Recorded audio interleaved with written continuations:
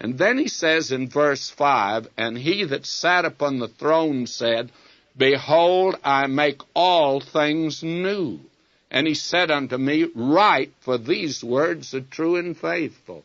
Now he says he's going to make all things new. Now that's more meaningful to me than anything else. I do not know about you, but I have never really been satisfied with this life. I found myself frustrated. I found myself hemmed in. I've never been able to accomplish what I want to accomplish. I've never been the man I wanted to be.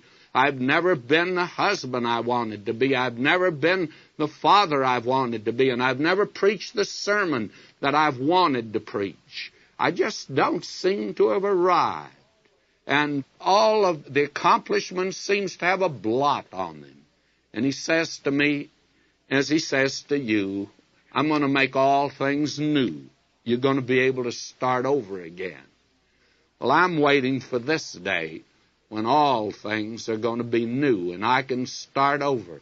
Have you ever stopped to think about the potential of starting out all new again, learning all over again, and never ceasing, just go on into eternity? Oh, the potential and capability of man. You remember yonder at the Tower of Babel, God says, I better go down. Nothing will be withheld from man. Man can go to the moon. It was very foolish for some, even scientists and preachers, to say that man couldn't go to the moon. I think he's going farther than that.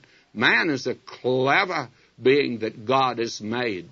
But, oh, the potential. Death ends it all for him down here, but with eternity ahead of him. Oh, the prospect. My friend, I'd love to start on that trip today, wouldn't you? It'd be a glorious holiday to start to this city where he is and where we will be with him through eternity.